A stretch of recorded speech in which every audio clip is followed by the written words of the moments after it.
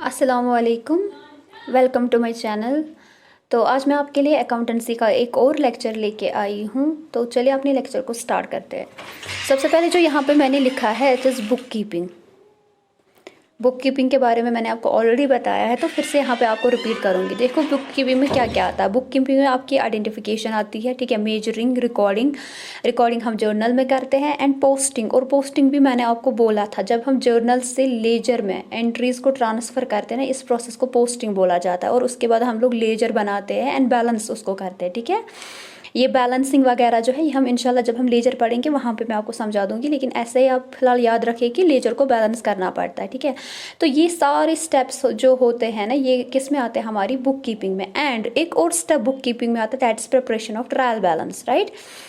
लेकिन ये जो प्रिपरेशन ऑफ ट्रायल बैलेंस हमारा है, ये एक्चुअल में स्टेप है समराइजिंग का, ठीक है। ये समराइजिंग का स्टेप है, और समराइजिंग जो है ये हमें आता है अकाउंटिंग में, ठीक है। तो हम ऐसा बोल सकते हैं क्योंकि समराइजिंग का कुछ हिस्सा जो है उसको हम बोलते हैं बुक कीपिंग, एंड समराइजिंग का जो आधा हिस्सा उसको बोला जाता है अकाउंटिंग। जैसे समराइजिंग में जब हम ट्रायल बैलेंस बनाते हैं या पहले टोटलिंग होते हैं उसके बाद ट्रायल बैलेंस बनता है, तो ये दो स्टेप्स जो होते हैं ना, ये बुक कीपर आपका करता है, ठीक है। जो बुक बनाता है आपकी, यानी बुक कीपिंग जो करता है वही ये ट्रायल बैलेंस एंड टोटलिंग वगैरह करता है, राइट। तो ट्रायल बैलेंस या preparation of trial balance and totalling, ये दोनों इंक्लूड होते हैं आपकी बुक कीपिंग में। तो बुक कीपिंग में फिर इंक्लूड क्या क्या होता है, देखो उसमें होता है आइडेंटिफिकेशन, मेजरिंग, रिकॉर्डिंग, क्लासिफाइंग, ठीक है। यहाँ तक तो आपकी बुक कीपिंग कंप्लीट प्रोसेस है, ठीक है। कंप्लीट मतलब कंप्लीट है, कहाँ तक है, क्लासिफिकेशन तक। लेकिन समराइजिंग का इसमें एक कुछ और हिस्सा आता है। लाइक अगर आपको बोला जाएगा कि मुझे फॉर एग्जाम्पल ऑब्जेक्टिव इस तरीके से आएगा कि बुक कीपिंग में कौन कौन सी प्रोसेसेस आती है, तो आपको लिखना वहाँ पे ऑप्शंस में अगर होगा क्या बोलते हैं इसको, identifying, measuring, recording, classifying, preparation of trial balance and totalling, तो आपको ये सारी लिखनी है, राइट। अगर लेकिन ये होगा कि जो हमारी ट्रायल बैलेंस है इसकी कंप्लीट प्रोसेस बताइए या इसके कंप्लीट स्टेप्स बताइए, तो ये जो कंप्लीट स्टेप्स है ना वो आपकी क्लासिफिकेशन तक ही है, क्योंकि समराइजिंग में ये कंप्लीट नहीं होती। समराइजिंग का आधा पार्ट जो है वो हमें प्रॉफिट एंड ये अकाउंटिंग में आता है, ओके। तो ये छोटा सा एक पॉइंट मैंने आपको बोला, सोचा कि आपको समझा दूं। अदरवाइज हमारा आज का जो टॉपिक है वो है अकाउंटिंग कॉन्सेप्ट्स। हमें आज पढ़ना है अकाउंटिंग कॉन्सेप्ट्स के बारे में। तो सबसे पहले हम अकाउंटिंग कॉन्सेप्ट्स में अजम्पशंस के बारे में पढ़ेंगे कि अजम्पशंस क्या होती है। जैसे मैंने यहाँ पे लिखा है, फंडामेंटल कंडीशंस होती है based on which the entire accounting process is carried out. Means ये वो कंडीशंस है, ये वो बेसिक, ये वो फंडामेंटल कंडीशंस है जिसके बेसिस पे आपकी सारी अकाउंटिंग की प्रोसेस चलती रहती है, ठीक है। देखो अकाउंटिंग में बहुत सारी चीज़ों को हम लोग एज्यूम करते हैं। एज्यूम मतलब होता है किसी चीज़ को मानना, राइट। फॉर एग्जाम्पल छोटी सी एग्जाम्पल अगर मैं यहाँ पे दूंगी आपको, मैं आपको बोलूँगी ये जो स्कूल यहाँ पे खड़ा है, आप एज्यूम करो इट इज़ एन इंडिविजुअल, ठीक है। लेकिन अजम्पशन में अगर आपको बोल रही हूँ कि इट इज़ एन इंडिविजुअल, ठीक है, तो ये जो अजम्पशन है, हालांकि जो स्कूल है, जो स्कूल की बिल्डिंग है वो कोई इंडिविजुअल तो नहीं है, लेकिन अजम्पशन में हम क्या करेंगे, हम मानेंगे, चलो मान लेते हैं, ठीक है।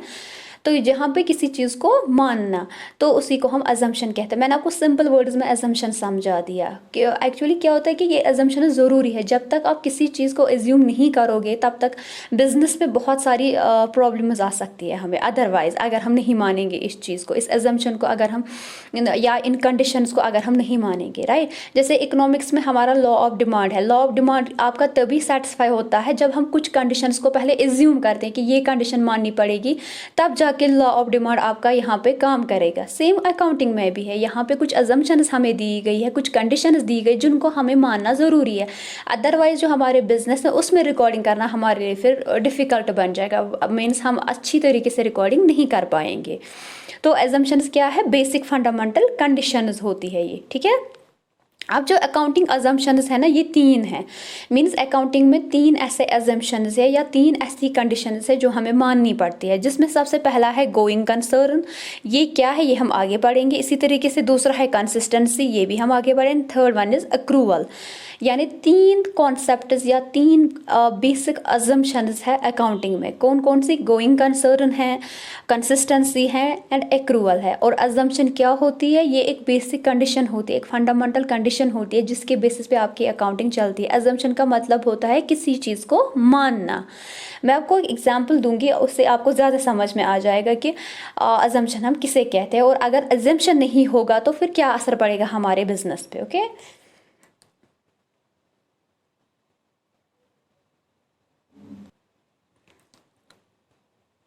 जैसे कि यहाँ पे मैंने लिखा है, for example, when a person started a particular business we assume that the person started the business for continuing to it earn profit and not for closing it. देखो हम यहाँ पे क्या करते हैं कि मैंने आपको बोला कि आप एज्यूम करो, मीन्स हम यहाँ पे अजम्पशन लगाएंगे कि ये कि जब एक बिजनेसमैन अपना बिजनेस स्टार्ट करता है ना तो वो उसको हमेशा के लिए स्टार्ट करेगा। ऐसा नहीं है कि वो बोलेगा कि चलो आज बिजनेस स्टार्ट कर लिया तो 2 साल के बाद इसको बंद करूँगी मैं, नहीं।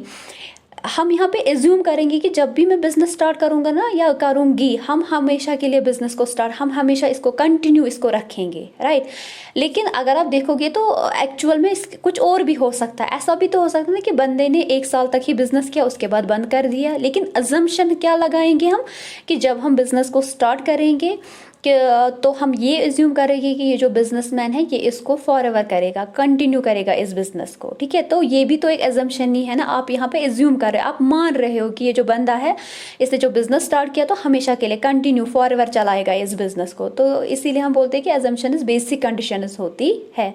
जब हम गोइंग कंसर्न कॉन्सेप्ट पढ़ेंगे, इट इज़ बेसिकली जो एग्जाम्पल यहाँ पे दी गई है सारी example, it is basically going concern concept जो मैंने आपको अभी समझाया था या बोला था, समझाया नहीं अभी बोला था कि ये इसमें आता है, ये वही है, ठीक है। तो जब मैं आपको गोइंग कंसर्न बताऊंगी समझाऊंगी तो मे बी उसको आपको समझ में आ जाएगा कि अगर हमारे पास ये कॉन्सेप्ट नहीं होता तो बिजनेस पे क्या असर पड़ता, मीन्स अगर ये अजम्पशन नहीं होती तो हमारी रिकॉर्डिंग पे या हमारे बिजनेस पे क्या असर होता। ओके, नेक्स्ट जो इसमें आता है हमारे पास अकाउंटिंग कॉन्सेप्ट्स आते हैं, ठीक है। अब ये अकाउंटिंग कॉन्सेप्ट्स क्या होता है? अकाउंटिंग कॉन्सेप्ट्स पहले क्या होता है? कॉन्सेप्ट एक आइडिया होता है, ये एक नोशन मान लो which has a universal application. सबसे इंपॉर्टेंट यही है, यानी अकाउंटिंग कॉन्सेप्ट क्या होता है? अकाउंटिंग कॉन्सेप्ट आपका एक आइडिया हो सकता है, आपकी एक नोशन हो सकती है, लेकिन एक ऐसा आइडिया, एक ऐसी नोशन जिसको यूनिवर्सली एप्लीकेशन मिली है या जिसको यूनिवर्सली लोग मानते हैं। यूनिवर्सली का मतलब है कि ये जो कॉन्सेप्ट है या ये जो अकाउंटिंग कॉन्सेप्ट है इनको खाली मैं नहीं या इंडिया के लोग नहीं या पाकिस्तान के लोग नहीं मानते, बल्कि जो ऑल ओवर इंडिया है, जैसे यूएसए वगैरह है, ऑल ओवर दुनिया में इसको माना जाता है इन कॉन्सेप्ट्स को। जैसे न्यूटन का लॉ जो हमारा है उसको यूनिवर्सल एप्लीकेशन है, मीन्स वो खाली इंडिया वाले नहीं मानते कि हाँ ये सच है, बल्कि ऑल ओवर वर्ल्ड में उसको एप्लीकेशन मिली है, हाँ जो इसने लॉ दिया है ये ठीक है। इसी तरीके से कुछ कॉन्सेप्ट ऐसे हैं जो खाली यहाँ पे नहीं बल्कि ऑल ओवर वर्ल्ड में एक्सेप्टेंस उनको मिली है कि हाँ ये है। और कॉन्सेप्ट क्या है? It's a basic idea actually ये होता है, ठीक है। तो जैसे फॉर एग्जांपल, हाँ जी, अब ये मतलब ये कॉन्सेप्ट क्यों आया है, क्यों इसको यूनिवर्सल एप्लीकेशन मिली है? मतलब कंपैरिजन के लिए, ठीक है। जब तक आपके पास कुछ कॉमन कॉन्सेप्ट्स नहीं होंगे, मीन्स अगर मुझे मेरी बुक्स जो है, मतलब फॉर एग्जांपल मैं एक बंदा हूँ, मैं इंडिया से हूँ, ठीक है। मैं यहाँ पे कोई बुक्स बना रही हूँ, अपनी बिजनेस के रिलेटेड बुक्स बना रही, अपने कॉन्सेप्ट्स वगैरह लगा रही हूँ, ठीक है। अगर मैं अपनी बुक्स को किसी यूएसए वाले के बुक्स के साथ कंपैरिजन दूंगी, मतलब कोई बंदा यूएसए में बैठा है, वो भी बिजनेस कर रहा है, उसने भी बुक्स बनाई है, तो मैं उन दोनों को कंपैरिजन देना चाहती हूँ। कंपैरिजन तभी पॉसिबल होगा जब दोनों में कुछ सिमिलैरिटी होगी। जब तक इन दोनों में कोई सिमिलैरिटी नहीं होगी तब तक आप किसी चीज़ को कंपैरिजन नहीं दे सकते। जैसे कि फॉर एग्जाम्पल अगर मैं यहाँ पे बोलूँगी मैं एक कॉमर्स वाले बंदे को एंड एक मेडिकल वाले बंदे को कंपैरिजन करूँगी, मैं देखूँगी इन दोनों में से इंटेलिजेंट कौन है, तो ये पॉसिबल नहीं है क्योंकि ये दोनों डिफरेंट है।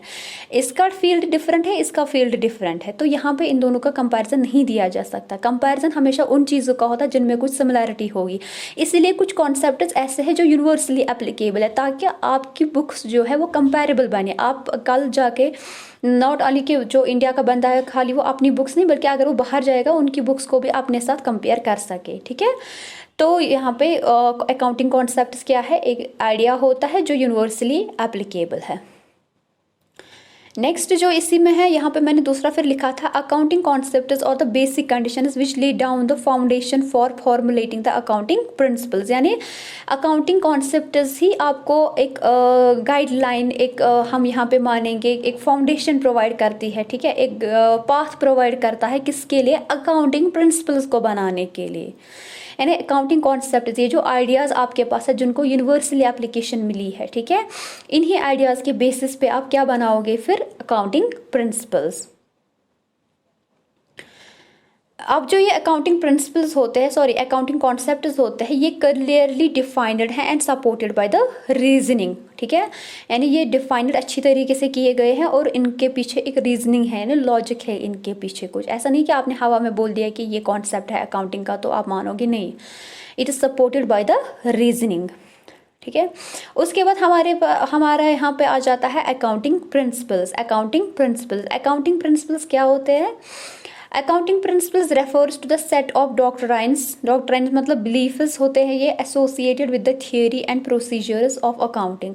अगर ऐसे भी याद है, अ जनरल लॉ, यानी एक लॉ या रूल जो हम बनाते हैं अकाउंटिंग में, या गाइडलाइन जो होती है अकाउंटिंग में, या कुछ बिलीफ्स होते हैं regarding to accounting theory, regarding to procedure जो अकाउंटिंग में फॉलो किए जाते हैं, उन्हीं को हम अकाउंटिंग प्रिंसिपल्स बोलते हैं, ठीक है।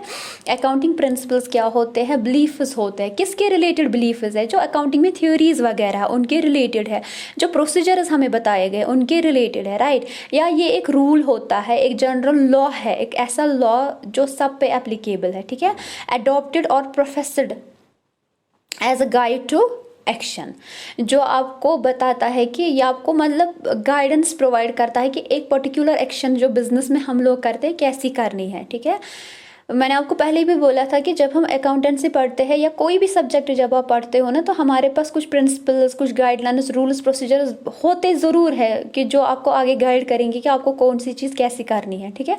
इसी तरीके से अकाउंटिंग में भी है। अगर आप केमिस्ट्री ले जाओ, जो मेडिकल वाले बंदे होंगे उनको तो पता होगा, जब वो कोई फॉर्मूला वगैरह मतलब पता नहीं क्या करते रहते हैं ना, वो लैब्स में कुछ वो उन छोटी छोटी बोतलों में वो डालते रहते हैं, वो तभी वो सब चीज़ें कर पाते हैं जब पहले उनको एक गाइडलाइन प्रोवाइड की गई, एक प्रिंसिपल उसके पीछे है, एक थ्योरी उसके पीछे है कि करना क्या है यहाँ पे इसको, तब जाके वो उसको फॉलो कर रहे हैं और उनका रिजल्ट भी फिर वैसा ही आता है। सेम अकाउंटिंग में भी है। अकाउंटिंग में भी हमारे पास प्रिंसिपल्स है, ठीक है, कॉन्सेप्ट्स है, अजम्पशंस है, जिनके बेसिस पे हम सारी अकाउंटिंग को चलाते हैं या सारे बिजनेस को चलाते हैं।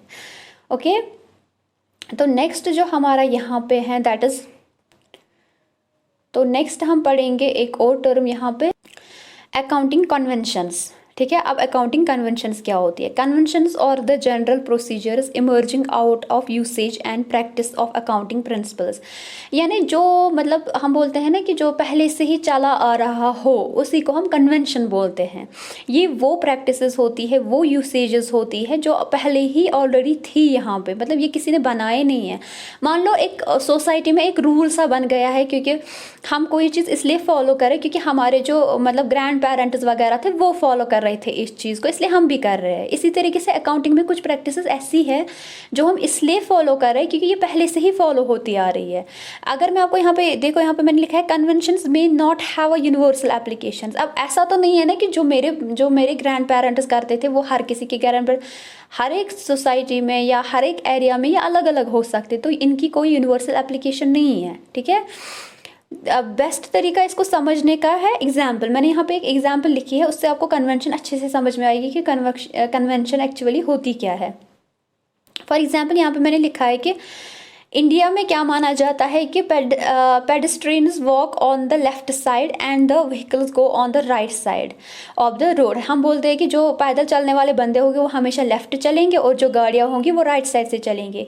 This is traditionally accepted practice. ऐसा कोई रूल नहीं बनाया गया है कि हाँ ऐसा ही, एक्चुअली क्या हो रहा है कि ये पहले से ही फॉलो किया जा रहा था, पिछले ज़माने से ही फॉलो किया जा रहा है, तो इसीलिए आज भी इसको हर एक बंदा फॉलो कर रहा है इस चीज़ को, ठीक है। तो यहाँ पे जो ये फॉलो मतलब ट्रेडिशनली जो चीज़ फॉलो हो रही थी वो आज भी आप उसको फॉलो कर रहे हैं, इसी को कन्वेंशन बोलते हैं। और इसी तरीके से हमारी अकाउंटिंग में कुछ कन्वेंशंस होते हैं जो हमें फॉलो करनी होती है, जो पहले से ही फॉलो हो रही थी अभी हम फॉलो कर रहे हैं, ठीक है। They may have a contradict with the they may have a contradicted the basic accounting principles. Means ये जो कन्वेंशंस होती है ना, ये आपके अकाउंटिंग प्रिंसिपल के साथ कंट्राडिक्ट भी कर सकती है, ठीक है। मीन्स इनके अपोजिट भी जा सकते हैं, अगेंस्ट जा सकते हैं उनके। उसके बाद यहाँ पे मैंने क्या लिखा है, change over a period of time. ये जो हमारे अकाउंटिंग कन्वेंशंस होते हैं ये आराम से चेंज हो सकते हैं। ऐसा नहीं है कि इंडिया में जो बोला गया है कि इस तरीके से लेफ्ट चलेंगे और गाड़ियाँ राइट चलेंगी, ऐसा तो नहीं है ना कि यूएसए में भी यही रूल होगा, चाइना में यही रूल होगा, जापान में या दुबई में ऐसा रूल होगा, नहीं। और ऐसा भी नहीं है कि मतलब ये चेंज नहीं हो सकता। तो मुझे नहीं लगता कि ये फॉलो भी होता है। मुझे तो लगता है यहाँ पे अगर हम कश्मीर की बात करेंगे तो यहाँ पे जिस बंदे को जैसे ठीक लगता है वो वैसे ही चलता है। तो ये लेफ्ट राइट वाला रूल तो मैंने नहीं देखा है, मतलब जहाँ तक मुझे लगता है। इवन मुझे तो ऐसा लगता है कि गाड़ियों के बीच में बंदे चले जाते हैं और जहाँ पे बंदे ये गाड़ियों को ठीक ले वहाँ से चले जाते हैं, ठीक है, बीच वाले रास्ते में से चले जाते हैं। तो ऐसा तो कोई रूल ही फॉलो नहीं होता। तो इसी तरीके से अकाउंटिंग कन्वेंशन है। मीन्स ये जो अकाउंटिंग कन्वेंशन है आपकी मर्जी, आप फॉलो करना चाहो तो कर सकते हो, नहीं करना चाहते नहीं कर सकते। तो यहाँ पे हमने क्या पढ़ा, मैंने आपको 4 टर्म्स के बारे में यहाँ पे पढ़ा। एक तो मैंने आपको पहले एजम्पशन के बारे में पढ़ाया, एजम्पशंस होती है अकाउंटिंग में, ठीक है। उसके बाद मैंने कॉन्सेप्ट, उसके बाद प्रिंसिपल एंड कन्वेंशंस। एजम्पशंस में मैंने आपको 3 बोले थे, आते हैं going concern, consistency and accrual है एक, ओके। तो उसी तरीके से कॉन्सेप्ट्स में भी हम देखेंगे कौन कौन से कॉन्सेप्ट्स ऐसे हैं जो यूनिवर्सली एप्लीकेबल है। इसी तरीके से हम प्रिंसिपल्स देखें। एक्चुअली प्रिंसिपल्स एंड अकाउंट ये कॉन्सेप्ट जो है ना, इनको हम मतलब इंटरचेंजेबली यूज़ करते हैं। तो हम कभी कभी मानते हैं जो कॉन्सेप्ट्स है वही प्रिंसिपल्स होते हैं। इसी तरीके से कॉन्सेप्ट्स एंड एजम्पशंस को भी यही बोला जाता है। मीन्स हम कभी कभी एजम्पशन एंड कॉन्सेप्ट को इंटरचेंजेबली यूज़ करते हैं, ठीक है। और इसी तरीके से हमारी कुछ कन्वेंशंस है जो पहले से ही फॉलो होती आ रही थी, ट्रेडिशंस रूल्स वगैरह, वो हम आज भी फॉलो करते हैं, राइट। जैसे कश्मीर का ट्रेडिशन है फ़ैरन, ठीक है, हम लोग फ़ैरन पहनते हैं क्योंकि हमारा कल्चर है, हमारे पहले से ही ये सब कश्मीर में हो रहा है, तो इसलिए हम भी इस चीज़ को फॉलो करते हैं, ठीक है। तो इसी तरीके से अकाउंटिंग में भी कुछ ऐसी कन्वेंशंस दी गई है, कुछ ऐसे रूल्स है, कुछ ऐसे प्रोसीजर्स है जो इसलिए है क्योंकि पहले से ये सब फॉलो होते थे, हम भी करते हैं आज। तो ये हम आगे देखेंगे ऐसे कौन कौन सी चीज़ें हैं या कौन कौन से कॉन्सेप्ट्स प्रिंसिपल्स ऐसे हैं जो कन्वेंशंस है, ठीक है। ये हम एक एक करके पढ़ेंगे। तो यहाँ पे मैंने आपको एग्जाम्पल के थ्रू भी समझाया। आई होप आपको ये 4 टर्म्स जो है अच्छे से क्लियर हुई होगी कि ये होती क्या है। तो चलिए आगे चलते हैं। तो अब हम यहाँ पे स्टार्ट करेंगे एक्चुअल जो हमारा मतलब जो बेसिक जिस पे बहुत सारे क्वेश्चंस, बहुत सारे एमसीक्यूज आते हैं, that is going concern concept. मैंने आपको अभी बोला जो अजम्पशंस होते हैं इनको हम कभी कभी कॉन्सेप्ट्स भी बोलते हैं, ठीक है। ये इंटरचेंजेबली यूज़ की जाती है, आप कर सकते हो यूज़। तो सबसे पहले मैं आपको यहाँ पे गोइंग कंसर्न पढ़ाऊंगी, ठीक है। इसी तरीके से हमें ये एक एक करके 14 ऐसे कॉन्सेप्ट्स या प्रिंसिपल्स बोलो या एजम्पशंस कन्वेंशंस पढ़ने हैं। तो सबसे पहले हम पढ़ेंगे कौन सा, गोइंग कंसर्न। और गोइंग कंसर्न हमारा क्या है, गोइंग कंसर्न आपका अकाउंटिंग अजम्पशन है, ठीक है। आप चाहो तो इसको कॉन्सेप्ट भी बोल सकते हो, आप चाहो तो इसको प्रिंसिपल भी बोल सकते हो, ओके। अब ये गोइंग कंसर्न कॉन्सेप्ट है क्या, ये वही है जो मैंने आपको एग्जाम्पल के थ्रू अभी समझाया था। तो अब मैं आपको यहाँ पे फिर से रिपीट करूंगी। The enterprise is normally viewed as going concern. Means हम हमेशा एक एंटरप्राइज को क्या देखते हैं, गोइंग कंसर्न। अब गोइंग कंसर्न का मतलब क्या है, continuing in operations for the foreseeable future. Means हम हमेशा एज्यूम करते हैं कि जब भी एक बिजनेस को स्टार्ट करता है वो फॉर एवर के लिए इसको स्टार्ट करेगा। ऐसा नहीं कि उसका इंटेंशन होता है कि आज स्टार्ट किया तो कल बंद कर दूंगा, नहीं। मे बी वो बंद भी कर सकता है, ऐसा नहीं है, ज़रूरी नहीं है, बंद हो सकता है। लेकिन हम एज्यूम करेंगे कि जब वो स्टार्ट करेगा, हम यहाँ पे एजम्पशन लगाएंगे कि उसका जो इंटेंशन होगा ये बिज़नेस करने का, ये फॉर एवर होता है, ठीक है। ये हमेशा चलने वाला होता है, यानी इसकी जो लाइफ है कभी ख़त्म नहीं होने वाली है, ठीक है। यही है हमारा गोइंग कंसर्न कॉन्सेप्ट बोलता है। गोइंग कंसर्न कॉन्सेप्ट आपको शॉर्ट में ये बोलेगा कि जो लाइफ एक बिजनेस की होती है ना, ये इन्फिनाइट होती है, कभी ख़त्म नहीं होती। आपके जो बिजनेस ऑपरेशन है ना, ये हमेशा चलने वाले हैं। ऐसा नहीं है कि आप 1 साल 2 साल के बाद बिजनेस को बंद करोगे। और जब भी बिजनेसमैन स्टार्ट करेगा बिजनेस को तो हम अजम्पशन यही लगाएंगे। ये है आपका गोइंग कंसर्न कॉन्सेप्ट। उसके बाद गोइंग कंसर्न की कुछ एक्सेप्शन है, ठीक है। एक्सेप्शन इसकी है जॉइंट वेंचर। ठीक है। मीन जॉइंट वेंचर में ये कॉन्सेप्ट नहीं लगेगा कि आपने जॉइंट वेंचर को स्टार्ट किया तो ये आप कभी बंद नहीं होगा। एक्चुअली जॉइंट वेंचर क्या होता है, ये एक पर्टिकुलर टाइप की, मान लो एक कॉन्ट्रैक्ट बेस्ड ये बिजनेस होता है कि जो हमने किसी पर्पस के लिए किया हो। जैसे फॉर एग्जांपल कंपटीशन है बिजनेस में, मतलब मार्केट में इस टाइम बहुत ज़्यादा कंपटीशन चल रहा है, तो मेरे फ्रेंड और मैंने, हम दोनों ने एक जॉइंट वेंचर बना लिया, एक बिजनेस बना लिया इस कंपटीशन को फेस करने के लिए, ठीक है, या किसी पर्टिकुलर प्रोडक्ट को बनाने के लिए। जैसे ही मेरा पर्पस खत्म हो जाएगा ऑटोमेटिकली आपका ये जॉइंट वेंचर भी खत्म हो जाता है, ठीक है। तो जॉइंट वेंचर पे गोइंग कंसर्न कॉन्सेप्ट नहीं अप्लाई होता, क्योंकि जॉइंट वेंचर जो है ये फॉर एवर के लिए नहीं होता। जॉइंट वेंचर एक ऐसा बिजनेस होता है जो आप किसी पर्पस के लिए बनाते हो। जैसे ही आपका पर्पस फुलफिल हो जाता है जॉइंट वेंचर ऑटोमेटिकली खत्म हो जाता है। ओके, तो इसीलिए हम गोइंग कंसर्न को बोलते हैं कि इसकी एक एक्सेप्शन है, that is joint venture. It is also accounting concept. मैंने आपको पहले ही बोला कि इनको आप कॉन्सेप्ट भी बोल सकते हो, यानी गोइंग कंसर्न को कॉन्सेप्ट भी बोला जाता है। मुझे उम्मीद है कि आपको ये समझ में आया होगा कि गोइंग कंसर्न क्या होता है। गोइंग कंसर्न सिंपली आपका बिजनेस जब आप स्टार्ट करते हो तो हम एज्यूम करेंगे ये कंटिन्यू चलेगा हमेशा के लिए, ठीक है। और इसकी एक्सेप्शन है जॉइंट वेंचर। जॉइंट वेंचर क्या है, एक पर्टिकुलर टाइप का बिजनेस होता है जो किसी खास पर्पस के लिए आप लोगों ने बनाया है, और जैसे ही आपका पर्पस खत्म हो जाता है देन ये ऑटोमेटिकली डिसॉल्व हो जाता है, खत्म हो जाता है। ओके, नेक्स्ट जो इसमें आता है वो अब हम देखते हैं कि नेक्स्ट इसमें क्या आ रहा है हमारा। नेक्स्ट जो हमें इसमें आता है that is significance of a going concern, यानी ये जो गोइंग कंसर्न कॉन्सेप्ट है इसकी क्या इंपॉर्टेंस है, मतलब किसके लिए है ये कॉन्सेप्ट। सबसे पहले important for valuation of assets and liabilities. जब आप एसेट्स का वैल्यू लगाते हो यानी वैल्यूएशन करते हो, ठीक है, ये हम आगे देखेंगे ये वैल्यूएशन वगैरह क्या होता है। और जब इस तरीके से याद रखो, जब आपको एसेट की वैल्यू लगानी होती है या लायबिलिटीज़ की वैल्यू पता करनी होती है तो उसमें आपको गोइंग कंसर्न हेल्प करती है, ठीक है। ये मैं आपको ये वाला पॉइंट जो है ये मैं आपको अच्छे से समझाऊंगी जब हम पीरियोडिसिटी का एक कॉन्सेप्ट पढ़ेंगे यहाँ पे, ठीक है, क्योंकि पीरियोडिसिटी जो कॉन्सेप्ट है ये एक्चुअली गोइंग कंसर्न की वजह से ही आया है, और उसी में हम देखते हैं कि हम एसेट्स एंड लायबिलिटीज़ की वैल्यूएशन करते हैं। ओके, तो पहली इंपॉर्टेंस जो यहाँ पे है गोइंग कंसर्न की आपको हेल्प करेगा कि इसमें valuation of assets and liabilities, और ये मैं आपको अच्छे से समझाऊंगी पीरियोडिसिटी कॉन्सेप्ट में। दूसरा जो इसमें है it indicates the need the assets based on future return that can B, अच्छा यहाँ पे ये लिखा है, ओके एक सेकेंड, यहाँ पे it indicates the need to value, ठीक है, ये इंपॉर्टेंट है और मैं यही भूल गई थी, to value the assets based on the future returns that can be earned from such assets. इसी के बेसिस पे हम क्या करते हैं, एसेट्स को कैसे रिकॉर्ड करते हैं, उनके फ्यूचर रिटर्न्स के बेसिस पे हम देखते हैं कि फ्यूचर में ये एसेट आपको कितना बेनिफिट देगी। अब अगर आपका मतलब ये अजम्पशन होती ही नहीं कि बिजनेस जो है फॉर एवर चलने वाली है तो फ्यूचर का तो फिर यहाँ पे सवाल ही नहीं होता। आप खुद देखो ना, अगर आपको ये कॉन्सेप्ट नहीं दिया जाता, अगर आपको ये अजम्पशन नहीं होती कि आप ये एज्यूम करो आपका जो बिजनेस से ये फॉर एवर चलने वाला है, तो फ्यूचर का तो फिर मेरे पास कोई सवाल ही पैदा नहीं होता, ठीक है। तो 1 साल तक मेरा बिजनेस था, उसके बाद मैं बंद कर लेती या वॉट एवर जो होता, तो यहाँ पे फ्यूचर का तो फिर मतलब कोई सवाल ही नहीं होता मेरे पास। Based on the going concern assumption historical concept is used for accounting, यानी आपके गोइंग कंसर्न की वजह से ही आपका हिस्टोरिकल कॉन्सेप्ट यहाँ पे अप्लाई होता है। अब ये हिस्टोरिकल कॉन्सेप्ट क्या है ये भी हमें पढ़ना है। मैंने आपको पहले ही बोला हमें 14 प्रिंसिपल्स पढ़ने हैं या 14 कॉन्सेप्ट्स पढ़ने हैं, उनमें ही एक आपका पीरियोडिसिटी है और एक आपका हिस्टोरिकल कॉस्ट है। ये 2 चीज़ें मैं आपको वहीं पे समझा दूंगी कि इनकी मतलब इंपॉर्टेंस क्या है, ये कॉन्सेप्ट्स है क्या। फिलहाल आप याद रखो कि ये दोनों जो है, चाहे पीरियोडिसिटी हो चाहे आपका हिस्टोरिकल कॉन्सेप्ट हो, इनकी जो बेस है ना वो गोइंग कंसर्न कॉन्सेप्ट है, यानी ये 2 जो इमर्ज हुए ये गोइंग कंसर्न की वजह से आए हैं, ठीक है। एंड गोइंग कंसर्न आपकी एक अजम्पशन है, ठीक है।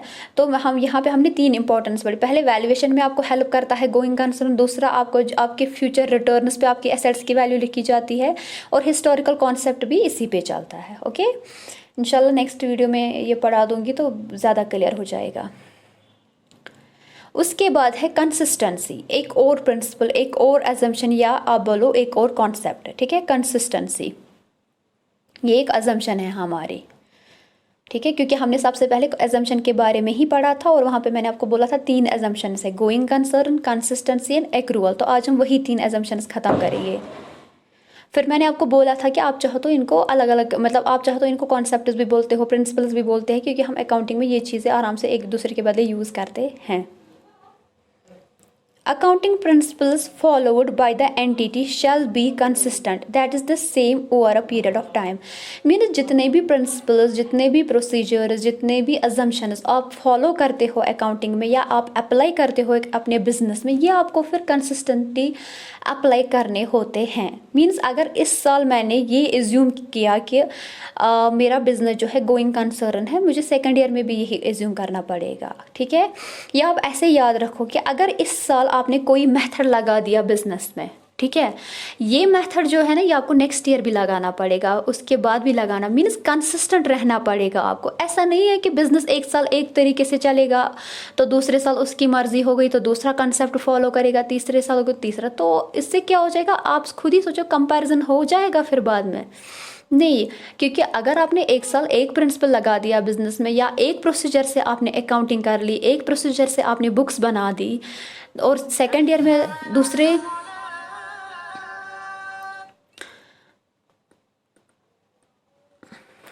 साल में आपने दूसरे मतलब प्रोसीजर्स में आपने बुक्स बना दी, तो क्या आपको लगता है कि ये जो अकाउंटिंग है ये कोई कंपैरिजन रहेगा इन दोनों में या कंपैरेबल रहेगी? नहीं, आपको प्रॉब्लम हो जाएगी। कंसिस्टेंसी सिंपली आपको ये बोलते हैं कि जो प्रिंसिपल, जो कॉन्सेप्ट आप एक साल में, पहले साल में या एक साल में अप्लाई कर रहे हो, उनको फिर कंसिस्टेंटली अप्लाई किया करो अपने बिजनेस में।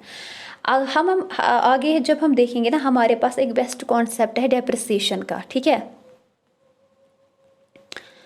अब ये डेप्रिसिएशन क्या होता है? डेप्रिसिएशन आप फिलहाल ऐसे याद रखो कि आपकी जो एसेट होती है, ठीक है, उसका जो वैल्यू है ना कम हो जाता है। बेस्ट एग्जांपल, जिस आपके हाथ इस टाइम जो आपके हाथों में मोबाइल है, आपने जिस मतलब जिस अमाउंट पे ये खरीदा था, क्या अगर आप इसको अभी सेल करोगे तो क्या आपको उतना मिलेगा? नहीं, क्योंकि ये यूज्ड है, आपने इसको यूज़ किया तो नहीं मिलता है हमें इतना।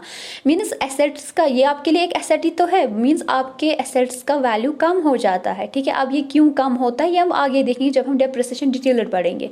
फिलहाल आप ऐसे याद रखो, एसेट्स का वैल्यू कम होता ही रहता है। कम मीन्स इसी तरीके से मैंने आपको बोला, अगर आप मोबाइल इस टाइम अपना सेल करोगे तो क्या आपको लगता है उतने पैसे आएंगे जितने में आपने खरीदा था? नहीं, डेफिनेटली कम ही आते हैं। तो एसेट्स की वैल्यू को कम होना या एसेट की वैल्यू को कम होना, इसी को हम क्या बोलते हैं? डेप्रिसिएशन। डेप्रिसिएशन सिंपली होता है decrease in the value of assets. जब एक एसेट की वैल्यू कम होती है उसको हम बोलते हैं डेप्रिसिएशन, ठीक है। ये एक अच्छा खासा कॉन्सेप्ट है बिजनेस में जो हम यूज़ करते हैं।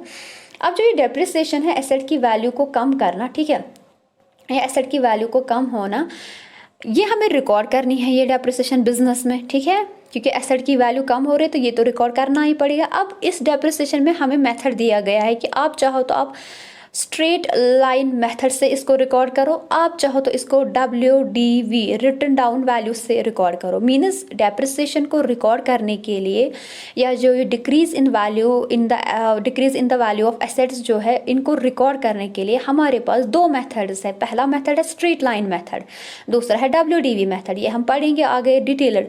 फिलहाल मैं आपको कंसिस्टेंसी का कॉन्सेप्ट समझा रही हूँ, ठीक है। आपके पास अब दो मेथड्स, बहुत सारे हैं, फिलहाल मेन दो यही है, straight line method and WDV method, okay. अब जो ये बिजनेसमैन है, इसने क्या किया, इसने पहले साल सोचा कि चलो आज मैं जब डेप्रिसिएशन रिकॉर्ड करूंगी तो मैं स्ट्रेट लाइन मेथड लगा दूंगी पहले साल में। कंसिस्टेंसी हमें बोलते हैं, अगर आपने पहले साल स्ट्रेट लाइन मेथड लगा दिया अपनी एसेट्स पे, आपको दूसरे साल भी स्ट्रेट लाइन मेथड लगाना पड़ेगा, आपको तीसरे साल भी लगाना पड़ेगा, आपको फोर्थ, आपको कंसिस्टेंट रहना पड़ेगा। ऐसा नहीं कि आपने सोचा चलो फर्स्ट ईयर में मैं लगा दूंगी स्ट्रेट लाइन मेथड और नेक्स्ट ईयर में मैं WDV से चली जाऊंगी। नहीं, वो एप्लीकेबल नहीं है, आप ऐसा नहीं कर सकते, क्योंकि आपको कंसिस्टेंसी कॉन्सेप्ट यही बोलता है, आपको कंसिस्टेंट रहना पड़ेगा, ठीक है। अब ये भी तो एक बात है ना, अगर एक बंदा है, एक बिजनेसमैन है, पहले इसने स्ट्रेट लाइन मेथड लगा दिया, नेक्स्ट ईयर में इसने WDV मेथड लगा दिया, दोनों मेथड आपस में डिफरेंट है, तो क्या आप कल ये एसेट्स आपस में कंपेयर कर पाओगे? नहीं, क्योंकि ये एक मेथड से हुई है, ये दूसरे मेथड, तो यहाँ पे कंपैरिजन आपको मुश्किल हो जाएगा। इसीलिए कंसिस्टेंसी फॉलो करना बहुत ज़रूरी है। थोड़ा सा अब आगे चलते हैं, ठीक है। Frequent changes in accounting policies will distort comparison. मैंने आपको पहले ही बोला, अगर आप जल्दी जल्दी चेंज करते जाओगे अपने अकाउंटिंग प्रिंसिपल्स को, कॉन्सेप्ट्स को, मेथड्स को, तो कंपैरिजन पॉसिबल नहीं है, ठीक है। For example if you treated a particular payment as an expense, अगर आपने एक पेमेंट कर दी और आपने बोला ये मेरे लिए एक्सपेंस है, ठीक है, पहले साल, तो then exemption is that the subsequent years it shall also be treated as an expense. Means अगर आपने पहले साल बोला कि ये जो पर्टिकुलर पेमेंट मैंने कर दी ये एक्सपेंस है, देन आपको नेक्स्ट ईयर भी वही मानना पड़ेगा कि ये एक्सपेंस है। ऐसा नहीं कि आपने इस साल बोला ये एक्सपेंस है, दूसरे साल बोला ये एसेट है, नहीं, ऐसा नहीं चलेगा। आपको कंसिस्टेंटली ये चीज़ फॉलो करनी पड़ेगी। उसके बाद हमारे पास इसमें कुछ एक्सेप्शंस भी दी गई है, ठीक है। जैसे यहाँ पे मैंने लिखा है as per consistency concept a change in the accounting policy should be made only.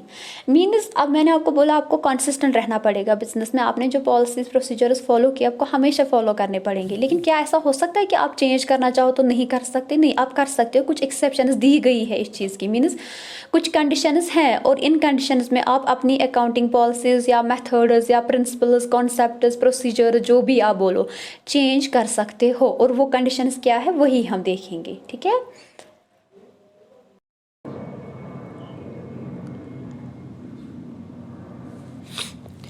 तो मैंने आपको बोला था कि जो हमारी कंसिस्टेंसी है इसमें कुछ एक्सेप्शंस हैं, मीन्स कुछ कंडीशंस ऐसी रखी गई है कि जहाँ पे आप कंसिस्टेंसी कॉन्सेप्ट को वायलेट कर सकते हो, आप कंसिस्टेंसी को फॉलो नहीं कर सकते।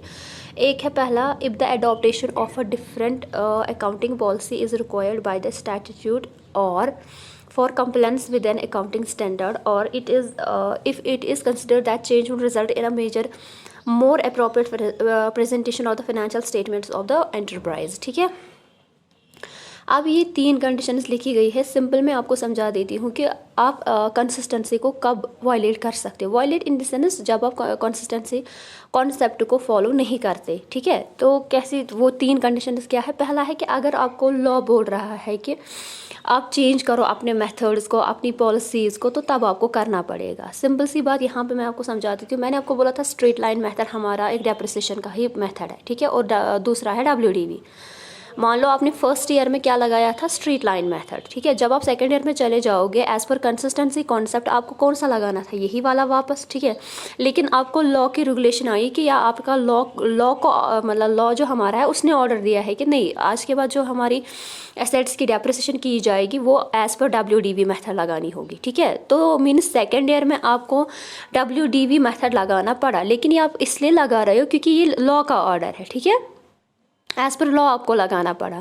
तो यहाँ पे आप कंसिस्टेंसी को वायलेट कर सकते हो कि जब आपको मतलब डिफरेंट अकाउंटिंग पॉलिसीज़ आप इसलिए अडॉप्ट कर रहे हो क्योंकि ये लॉ का ऑर्डर है या किसी लॉ की वजह से हो रहा है ये सारी चीज़ें, ओके। या बंदा जो है इसने पहले आपको मैं ऐसे भी समझा दूँ कि ये जो बिजनेसमैन था इसने पहले स्ट्रेट लाइन मेथड लगा दिया था, ठीक है। लेकिन जब ये सेकंड ईयर में आ रहा है इसको पता चल रहा है या at the end of the year इसको पता चल रहा है कि स्ट्रेट लाइन मेथड जो है इसका कोई वैल्यू नहीं है as per income tax law, ठीक है। यानी इनकम टैक्स जो हमारा है, जो हमारी इनकम टैक्स लॉ है वो स्ट्रेट लाइन मेथड को मानता ही नहीं है। वो बोलता है कि जब भी आप डेप्रिसिएशन लगाओगे अपनी एसेट्स पे आप हमेशा WDV मेथड पे चले जाओगे, ठीक है। आपको ये वाला मेथड फॉलो करना पड़ेगा। तो मीन्स मान लो एक बिजनेसमैन को एट द एंड पता चला कि मुझे WDV मेथड फॉलो करना है, तो नेक्स्ट ईयर से वो वही फॉलो करेगा, ठीक है। तो एज़ पर लॉ की रिक्वायरमेंट है यहाँ पे कि आपको अपनी जो अकाउंटिंग पॉलिसीज़ है, अपने जो अकाउंटिंग मेथड्स है, ठीक है, वो चेंज करने पड़ेंगे। तो उस टाइम आप ये चेंज कर सकते हो, तो आप कंसिस्टेंसी को वायलेट कर सकते हो यहाँ पे। दूसरा है कि अगर आपको as per accounting standard, means आप ऐसा इसलिए करो क्योंकि आप एज़ पर अकाउंटिंग स्टैंडर्ड जाना चाहते हो, ठीक है। अकाउंटिंग स्टैंडर्ड्स मैंने आपको बोला था ये भी हमारी कुछ गाइडलाइंस ही होती है जो कि इशू करती है ICAI, ठीक है। जैसे हमारे प्रिंसिपल्स मेथड्स जो हमने अभी तक पढ़े, कन्वेंशंस, अजम्पशंस, ठीक है, कॉन्सेप्ट्स, ये भी इशू ICAI करती है। इसी तरीके से कुछ इंटरनेशनल बॉडीज़ है वो भी इशू करती है, इसी तरीके से इंडिया में ICAI है, ठीक है। तो स्टैंडर्ड क्या है? ये भी गाइडलाइन ही होती है, ठीक है। ये जो स्टैंडर्ड्स होते हैं ना ये किसी पर्टिकुलर मतलब आइटम पे होते हैं। जैसे कि फॉर एग्जांपल मैंने आपको बोला था कि हमारी कंपनी में इन्वेंट्रीज होती है। इन्वेंट्रीज मैंने आपको समझाया था गुड्स को ही बोला जाता है, ओके। तो हमारे पास एक अकाउंटिंग स्टैंडर्ड आया है तो जिसको बोला भी जाता है अकाउंटिंग स्टैंडर्ड फॉर इन्वेंट्रीज। तो मीन्स उस स्टैंडर्ड में या उस गाइडलाइन में किसके बारे में लिखा गया है? इन्वेंट्रीज के बारे में लिखा गया। तो वहाँ पे आपको जब आप वो स्टैंडर्ड पढ़ते हो, वो गाइडलाइन पढ़ते हो, तो वहाँ से आपको पता चलता है कि इन्वेंट्री किसे कहते हैं, इनका वैल्यू कैसे करना होता है, ठीक है, किस वैल्यू पर लिखी जाती है, कैसे रिकॉर्ड, मीन्स सारी इन्फॉर्मेशन जो भी इन्वेंट्री के रिलेटेड है, जो प्रैक्टिकली अप्लाई होती है बिजनेस में, वो सारा आप स्टैंडर्ड में देखोगे, accounting standard for inventory. Subsidiaries. इसी तरीके से बहुत सारी चीज़ों पे हमारे अकाउंटिंग स्टैंडर्ड्स आते हैं। इस टाइम जो है 30 है शायद, हाँ 33 थे पहले, फिर एक को ख़त्म किया गया, फिर 31, उसके बाद शायद एक और को मतलब मर्ज किया गया दूसरे के साथ, तो अब शायद 30 है हमारे पास। तो अगर आप मतलब अगर businessman as per accounting standard जाना चाहता है और उसकी वजह से चेंज कर रहा है अपनी अकाउंटिंग पॉलिसीज़ को या मेथड्स को, ठीक है, या as per the requirement of the accounting standard, ठीक है, क्योंकि अकाउंटिंग स्टैंडर्ड में ऐसा लिखा गया है जिसकी वजह से आपको चेंज करनी पड़ी अपनी पॉलिसीज़ को, तो वो एलो किया जाता है। या अकाउंटिंग स्टैंडर्ड की कंडीशंस को पूरी करने के लिए आपने चेंज किया अपने मेथड्स पॉलिसीज़ को, तो वो भी एलो है। तीसरा जो है ये बहुत ईजी है, अगर आपको ऐसा आपको मतलब यहाँ पर भी थोड़ी रिलैक्सेशन दी जाती है, अगर आपको लग रहा है कि ये मेथड अप्लाई करने से आपके जो फाइनेंशियल स्टेटमेंट से ये ज़्यादा अप्रोप्रिएट बनेंगे, ठीक है, मतलब आपको लग रहा है कि ये ज़्यादा मीनिंगफुल बन जाएगी इस मेथड को लगाने से, तब भी आप अपने जो कंसिस्टेंसी प्रिंसिपल है यहाँ पे उसको वायलेट कर सकते हो। यानी 3 कंडीशंस में आप कंसिस्टेंसी को वायलेट कर सकते। पहला जो अगर लॉ के हिसाब से जाना चाहते हो अकाउंटिंग स्टैंडर्ड, तीसरा अप्रोप्रिएट फाइनेंशियल स्टेटमेंट्स। ओके, इन 3 कंडीशंस में अलो किया गया है कि आप कंसिस्टेंसी को अलो नहीं करो, मीन्स नहीं फॉलो करो। ओके, होप ये समझ में आया होगा आपको।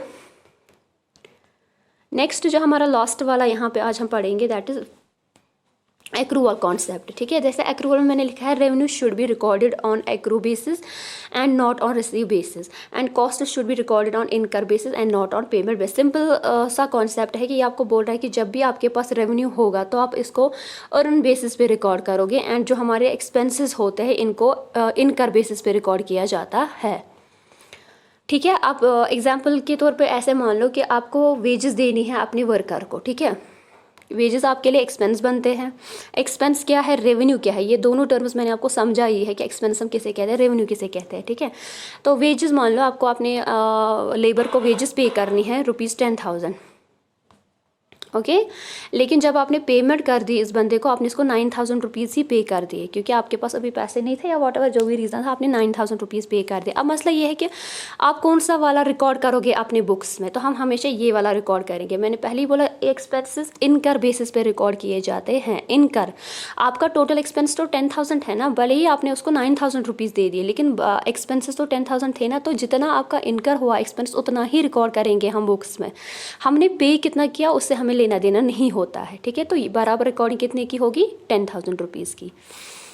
और उसी पीरियड में आपको इसको रिकॉर्ड करना होगा जिस पीरियड का ये होगा। फॉर एग्जांपल अगर आपको इस ये जो मेरा लेबर था इसको मुझे 10,000 देने थे 2020 में, ठीक है, लेकिन मैंने जब पेमेंट कर दी मैंने 2021 में कर दी। अब ऐसा नहीं बोलेगा बंदा कि मैंने पेमेंट यहाँ पे कर दी है तो चलो यहीं पे लिखूंगा, नहीं, आपको ये 2020 में ही लिखनी पड़ेगी, भले ही आपने 2020 में ही सारी पेमेंट कर दी हो 10,000 रुपीज़, ठीक है। मैं आपको फिर से समझाती हूँ। मैंने कहा कि एक्रूअल कॉन्सेप्ट हमें क्या बोलता है, यह हमें बोलता है कि एक्सपेंसेस को इनकर बेसिस पे रिकॉर्ड किया जाता है। पहली एग्जांपल मैंने आपको बोली कि ऐसा भी है, जैसे फॉर एग्जांपल वेजेस है 10,000 रुपीज़ और आपने पे कितना किया था 9,000, तो यहाँ पे तो सिंपल सी बात है, आपको कितना लिखना पड़ेगा बुक्स में 10,000।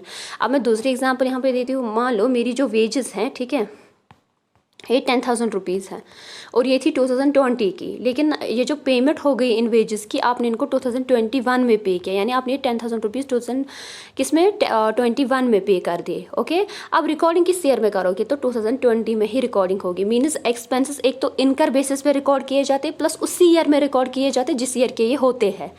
ऐसा नहीं कि आप बोलोगे चलो मैंने पेमेंट 2021 में कर दी तो उसी में मैं लिखूंगी, ये नहीं। आपकी ये 2020 का एक्सपेंस है तो आपको 2020 में ही लिखना पड़ेगा। इसी तरीके से अगर हम इनकम की बात करेंगे, जैसे मेरा कमीशन है, ठीक है, मुझे कमीशन लेना था 5,000 रुपीज़, लेकिन मैंने रिसीव किया कमीशन 4,000 रुपीज़। सिंपल सी बात, यहाँ पे भी आपको अर्न, जितना आपने अर्न किया था, आपने 5,000 रुपीज़ अर्न किए थे, भले ही आपने 4,000 रिसीव किए। हमें रिसीव्ड के साथ कुछ नहीं होता है, हमें देखना होता है हमने अर्न कितना किया, उतना ही लिखना होता है, ओके। दूसरी बात, अगर यही कमीशन जो मेरा है 5,000 रुपीज़ है, 2020 का है, और आपने ये जो कमीशन है 2021 में रिसीव किया, यही 5,000 रुपीज़, ठीक है, तो यहाँ पे क्या करोगे आप इसको 2020 की ही इनकम मानोगे, ना कि 2021 की। मीन्स इसकी रिकॉर्डिंग, इन 5000 रुपीज़ की रिकॉर्डिंग 2020 में ही करनी पड़ेगी आपको। आप ये नहीं बोल सकते कि मैंने कमीशन 2021 में रिसीव किया है तो मैं उसी दिन लिखूंगी, नहीं, जिस ईयर का ये होगी ये इनकम उसी ईयर में आपको लिखनी पड़ेगी। यानी एक्रूअल कंसेप्ट आपको दो चीज़ें यहाँ पे बोल रहा है। ये आपको बोल रहा है कि एक तो आप अर्न बेसिस पे रिकॉर्ड करोगे इनकम उसको, प्लस उसी ईयर में रिकॉर्ड करोगे जिस ईयर की ये होंगी। दूसरा, ये एक्सपेंसेस के बारे में इनकर बेसिस पे रिकॉर्ड करोगे और उसी ईयर में करोगे रिकॉर्डिंग जिस ईयर के ये होंगे। ठीक है, ये एक जगह फिर से रिपीट हमें करना पड़ेगा। जब हम पीरियोडिसिटी कॉन्सेप्ट पढ़ते हैं वहाँ पे ये दोबारा से रिपीट हो जाएगा, तो वहाँ पे ज़्यादा और क्लियर हो जाएगा आप लोगों को ये। तो यहाँ पे फ़िलहाल आप ऐसे ही याद रखो कि जो हमारी रेवेन्यूज़ होती है ये इनकम बेसिस पे अर्न बेसिस पे रिकॉर्ड की जाती है। एक्सपेंसेस को हम इनकर बेसिस पे रिकॉर्ड किए जाते हैं और अपने अपने पीरियड में ये रिकॉर्ड की जाती हैं जिस ईयर के होते हैं। ओके, जैसे यहाँ पे मैंने एग्जांपल दी थी, if the sales for rupees 2000, if the sale is for rupees 10,000 is made on credit to a person in 2011 but the settlement is received in, वही एग्जाम्पल है कि आपने सेल्स की है 2011 में, किसी बंदे को क्रेडिट पे उसको आपने सेल की थी। मीन्स मैंने आज किसी बंदे को सेल की है क्रेडिट पे, लेकिन उसने मुझे पैसे दे दिए 2022 में। तो ऐसा नहीं मैं बोलूँगी कि ये जो पेमेंट, ये जो सेल है ये 2022 की है, नहीं, क्योंकि 2021 में ही ये एक्चुअल में हुई थी, तो मुझे इसको 2021 में ही लिखना पड़ेगा। सेम यहाँ पे भी है, 10,000 की सेल हो चुकी है क्रेडिट पे 2011 में, लेकिन सेटलमेंट जो हमारी हो चुकी है वो 2012 में हो चुकी है। In this case ₹10,000 shall be treated as income. आपको ये इनकम तो माननी पड़ेगी, लेकिन किस ईयर की? 2011 की, क्योंकि उसी में ये एक्चुअल हुई थी।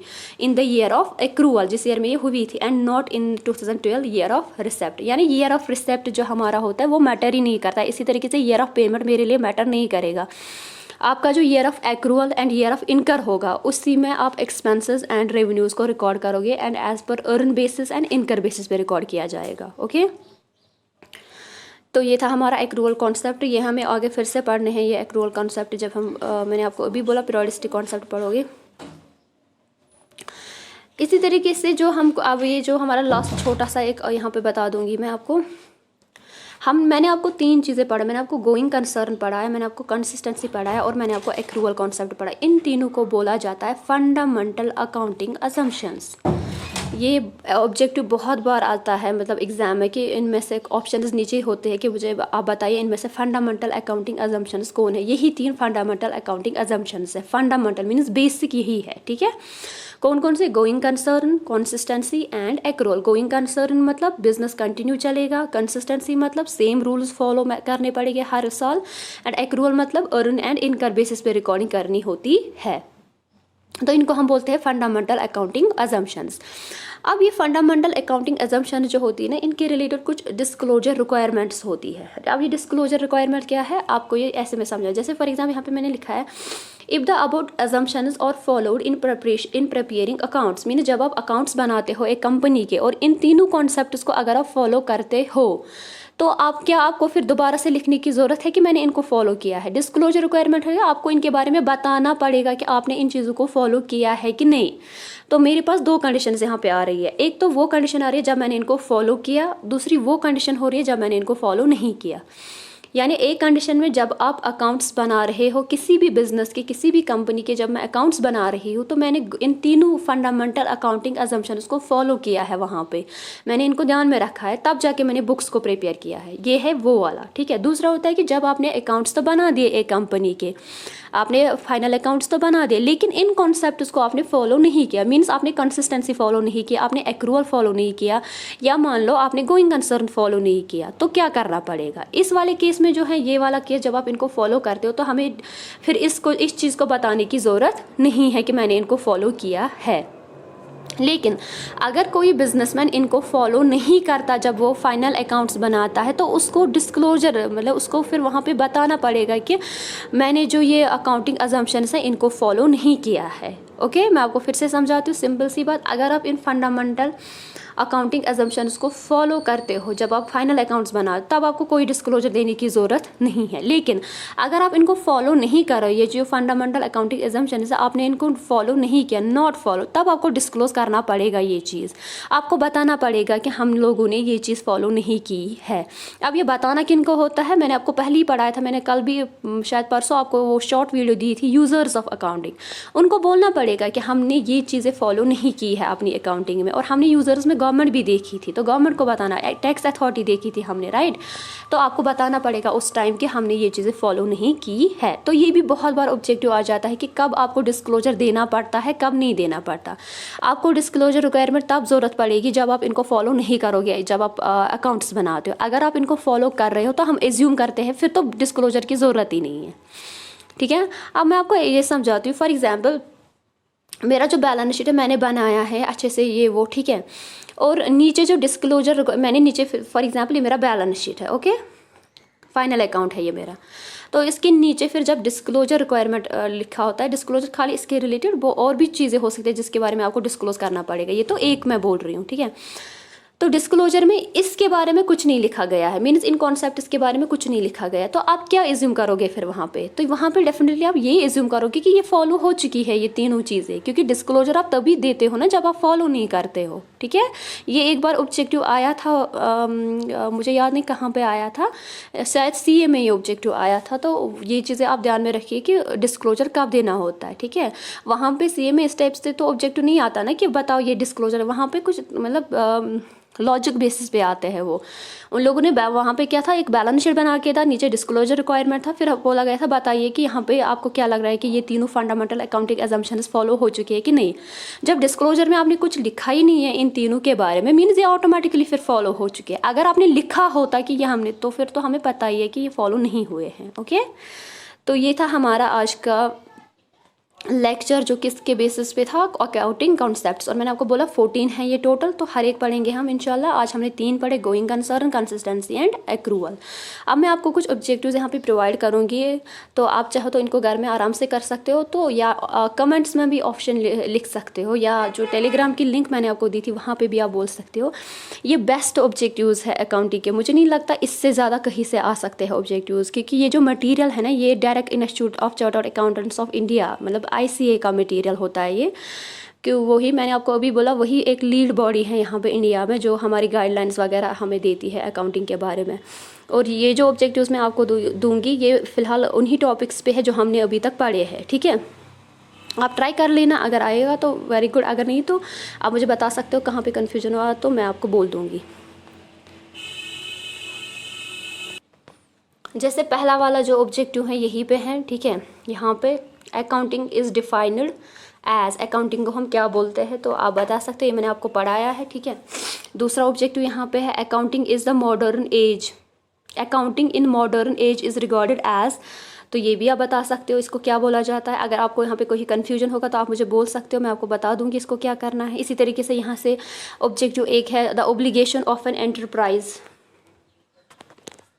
The obligation of an enterprise other than owner's fund और नोन एज, ये भी मैंने आपको बोला है। अनपेड एक्सपेंसेस, ये मैंने आपको फ़िलहाल नहीं बोला है, तो इसको आप छोड़ दीजिएगा, ठीक है। तो इसी तरीके से हमारा, आप चाहो तो इन ऑब्जेक्टिव्स के स्क्रीनशॉट ले सकते हो, ठीक है। देखिए, what is the method of summarising and classifying the record of financial transaction in monetary terms. What is the method of summarising and class, ये मैंने आपको समझाया है, बस आप आराम से क्वेश्चन को पढ़े, आपको आ जाएगा आंसर इसका। इसी तरीके से विच of the following transaction would cause decrease in owners equity, ये आप फिलहाल छोड़ दीजिएगा क्वेश्चन नंबर 10, ठीक है। इसको करने की ज़रूरत नहीं है, मैं उन पे मार्क कर देती हूँ जो आपको छोड़ने हैं। मैंने आपको क्वेश्चन नंबर 10 आपको फ़िलहाल नहीं करना है क्योंकि इसके बारे में मैंने आपको नहीं पढ़ाया है। इसी तरीके से ये क्वेश्चन नंबर 9 जो है ये भी आपको नहीं करने की ज़रूरत है, ठीक है। इसी तरीके से आगे चलते हैं, तो आप इनका स्क्रीनशॉट ले लीजिएगा तो आपको अच्छे से क्लियर हो जाएंगे। Accounting means recording of which of the following transaction would cause, ये मैंने आपको बोला ये नहीं करना है। Accounting is also defined as a informational system because, ठीक है। तो यहाँ पे आप ये भी दे सकते हो। अगर किसी बच्चे को क्वेश्चन नंबर ऑब्जेक्टिव 5 समझ नहीं आएगा तो कोई मसला नहीं, मैं आपको ये भी बता दूंगी बाद में, ठीक है। मैंने एक्सचेंज ऑफ गुड्स से मैंने आपको पढ़ाया है 12, तो जो मैंने आपको पढ़ाया है वो आप आराम से कर सकते हो। यहाँ से मैंने मैं धीरे धीरे इनको ऊपर लेती जा रही हूँ, ठीक है। आप स्क्रीनशॉट ले सकते हो इनका। अब मैं थोड़ी सी स्क्रीन छोटी करने की कोशिश करती हूँ अगर मुझे आया, क्योंकि ये सारा बैग चला जाता है फिर। ये है पहले क्वेश्चंस, उसके बाद मैं आपको नेक्स्ट स्लाइड देती हूँ।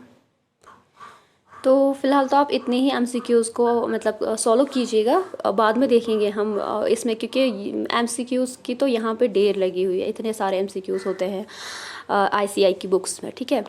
तो इंशाल्लाह जो हमारी नेक्स्ट वीडियो होगी उसमें हम सबसे पहले इन्हीं को डिफ़ाइन करेंगे, इन्हीं को डिटेल पढ़ेंगे, उसके बाद आगे चलेंगे। बाकी जो मेरी चैनल है इसको सब्सक्राइब कीजिए, मेरे वीडियो जो है इनको लाइक कीजिए, शेयर कीजिए और बेल आइकन को प्रेस कीजिए।